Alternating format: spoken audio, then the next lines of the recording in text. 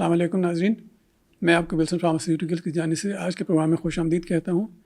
Wilson pharmaceutical ایک دواساز company ہے جس نے ویلکاس کے نام سے ایک پروگرام شروع کیا ہے، جس کا مقصد یہ ہے کہ آپ تک صحت سے متعلق اہم معلومات پہنچائی جائیں۔ آج کا ہمارا موضوع ہے میٹابولک سنڈروم اور اس سے ریلیٹڈ ہائی بلڈ پریشر۔ اس موضوع پر ڈسکس کرنے کے لیے آج ہمارے ساتھ ہیں ڈاکٹر اکرم سلطان، جو کنسلٹنٹ کارڈیولوجسٹ ہیں طبہ ہارٹ ہاسپٹل کراچی میں۔ السلام علیکم ڈاکٹر صاحب۔ وعلیکم السلام۔ ڈاکٹر صاحب یہ بتائیے کہ یہ میٹابولک سنڈروم جو اتنا مشکل سا نام ہے، یہ ہے کیا؟ ایکچولی پہلے اگر آپ دیکھیں تو اٹ واز کارڈیالوجی، ہارٹ، موٹاپا اور شوگر یا ڈائبٹیز الگ الگ اینٹی سے ظاہر ہوتی تھی، لیکن جب یہ دیکھا گیا کہ ان تینوں چیزوں کا آپس میں بہت گہرا تعلق ہے تو اس وجہ سے ان تینوں چیزوں کو اور ان کے نقصانات کو ایک عنوان دے دیا گیا جسے میٹابولک سنڈروم کہتے ہیں۔ تو یہ اتنی ساری ڈیزیز ایک ساتھ ہیں جس میں لپڈ پروفائل بھی ڈسٹرب ہوتا ہے، تو کیا اس کی کمپلیکیشنز کیا ہوتی ہیں؟ سر ان کی بہت زیادہ کمپلیکیشنز ہیں۔ آپ کو پتہ ہے کہ کئی دفعہ یہ اسٹڈی کی گئی کہ ایسے مریض جن کو ایک ہارٹ اٹیک ہوا ہے اور اس کے ساتھ ساتھ ان کے ساتھ جن کو ہارٹ اٹیک نہیں ہوا لیکن صرف ڈائبٹیز ہیں،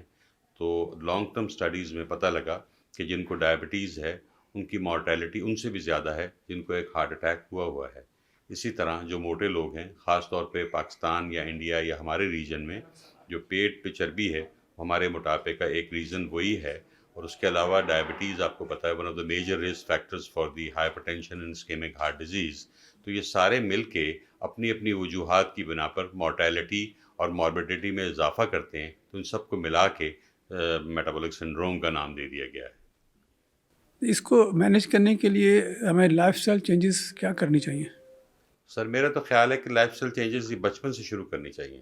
کہ اگر آپ بچوں کو جو ہے وہ دودھ اور چائے اور ان چیزوں میں جو ہے شکر نہ ڈالیں تو ان کے اندر سب سے پہلی بات یہ کہ وہ ٹیسٹ اتنا ڈیولپ نہیں ہوگا۔ اکثر گھروں میں آپ نے دیکھا ہوگا جہاں پیرنٹس جو ہیں وہ شوگر استعمال نہیں کرتے ہیں تو بچے بھی وہ شوگر استعمال نہیں کرتے ہیں شروع سے ہی، تو اس سے ان کی زندگی میں وہ عادت پیدا ہو جاتی ہے اور وہ میٹھے سے اوائڈ کرنے لگتے ہیں۔ ایک تو یہ وجہ ہے، اور دوسرا ہمارے ہاں جس طرح بابر نے کہا ہے کہ ہندوستانی عجیب قوم ہے کہ اناج کے ساتھ اناج کھا رہی ہے، یعنی چاول کے ساتھ دال کھا رہی ہے، تو ہمارے ہاں جو ہے چینی سے بھی زیادہ خطرناک جو وائٹ اور کاربوہائیڈریٹ ہیں وہ بے انتہا استعمال کیا جاتا ہے۔ بلکہ پہلے جب ہمارے معاشی حالات ملکوں کے ٹھیک نہیں تھے تو شوربہ ہوتا تھا اور ایک بوٹی ایک بندے کو ملتی تھی اور چار چار روٹیاں ساتھ ہو رہی ہوتی تھی۔ تو لائف سٹائل، اور آج کل اس کا جو دوسری چیز ہے جو دوسری طرف سے بڑھی ہوئی ہے وہ ہے جنک فوڈس آ گئے ہیں، تو ون ہیز ٹو چیک کہ بھئی آپ کو بیلنس ڈائٹ لینی چاہیے جس سے آپ کا ویٹ پراپر رہے اور یہ رسک فیکٹرز جو ہیں وہ کم ہو سکیں۔ اچھا، نمک کا کتنا تعلق ہے؟ اس لیے کہ نمک تو ہم بہت زیادہ استعمال کرتے ہیں۔ سر اگر آپ پرٹیکولر نمک کے بارے میں بات کریں گے تو ہماری جو ڈائٹ ہیں، یعنی سبزیاں اور ویجیٹیبلز اور دوسری ویجیٹیبلز اور ساتھ جو ہے دالیں اور چیزیں، ان میں نمک اتنا ہوتا ہے کہ اوپر سے نمک ڈالنے کی ضرورت نہیں ہے، لیکن جب ہم اوپر سے نمک ڈالتے ہیں، بلکہ آج کل تو پکے ہوئے سالن کے اوپر سے بھی نمک ڈالا ہو جاتا ہے، تو اس وجہ سے ہماری نمک کی ریکوائرمنٹ جو ہے اس سے کافی زیادہ جو ہے ہم نمک لے رہے ہوتے ہیں، اور جو کہ انڈائریکٹلی ہائپر ٹینشن کا سبب بن سکتا ہے۔ ڈیش ڈائٹ ایک ایسی ڈائٹ کہی جاتی ہے کہ جو بہت افیکٹو ہے میٹابولک سنڈروم یا بلڈ پریشر کنٹرول کرنے کے لیے، تو وہ کیا ہے؟ اس میں کیا چیزیں شامل ہوتی ہیں؟ سر ان میں وہی ویجیٹیبلز ہیں اور وائٹ میٹ ہے اور ایسی چیزیں ہیں جن میں بیلنس ڈائٹ، کاربوہائیڈریٹ کم ہے، پروٹین کا عنصر زیادہ ہے، اور کاربوہائیڈریٹ اگر موجود ہے تو وہ کافی کم لیول پہ ہے۔ کسی کو اگر بلڈ پریشر ہے تو اس کو کنٹرول کرنے کے لیے ڈائٹ تو آپ نے بتا دی کہ ہیلدی ڈائٹ ہونی چاہیے، اس کے علاوہ ان کو لائف اسٹائل چینجز میں اور بھی کچھ کرنا چاہیے؟ دیکھیے بلڈ پریشر جو ایک علامت ہے نسوں آرٹریز کی تنگی کی، اور بلڈ پریشر جو ہے اس کو نان فارماکولوجیکل میتھڈ سے بھی کم کیا جا سکتا ہے، جیسے کہ by decreasing the weight, if you decrease the weight up to 1 kilogram it decreases your 2 ملی میٹر آف مرکری۔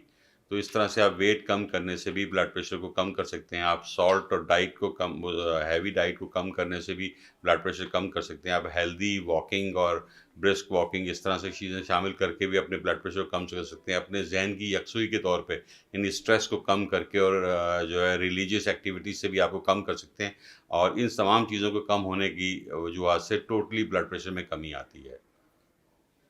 اچھا یہ بتائیے کہ بلڈ پریشر کے مریضوں کو تو چلے مریض دوائی بھی لیتا ہے اور اپنے طور پہ اس کے لیے کچھ کوشش بھی کرتا ہے، اس کے گھر کے دیگر افراد اس کی کیسے مدد کر سکتے ہیں بلڈ پریشر کنٹرول کرنے کے لیے؟ وہ اسی لیے کہ سب سے امپورٹنٹ تو اس کی بیوی ہے یا اس کے گھر میں ہے، تو آپ کو پتہ ہے گھر کے اندر تو عورت کا حکم چلتا ہے، تو وہ جو ڈائٹ بنوا رہی ہے تو سب کے لیے ایسی ڈائٹ بنائے جس کے اندر جو ہے ہائپرٹینسو نہ ہونے کے لیے اجزاء موجود، اس کا مطلب یہ کہ گھر میں خوراک ہی ایسی بنے یس، جو مریضوں کے لیے بھی اچھی ہے اور ویسے بھی اور اچھی جو ہے۔ نارمل آدمی ہے اس کے لیے بھی اچھی ہے۔ شکریہ ڈاکٹر صاحب، thank you very much. Thank you very much. ناظرین، آپ نے دیکھا کہ ڈاکٹر صاحب نے ہمیں ہائی بلڈ پریشر کو کنٹرول کرنے کے لیے بہت اہم معلومات فراہم کی ہیں، اور ہمیں امید ہے کہ اس پہ عمل کر کے آپ ایک اچھی اور ہیلدی زندگی گزار سکیں گے۔ شکریہ، خدا حافظ۔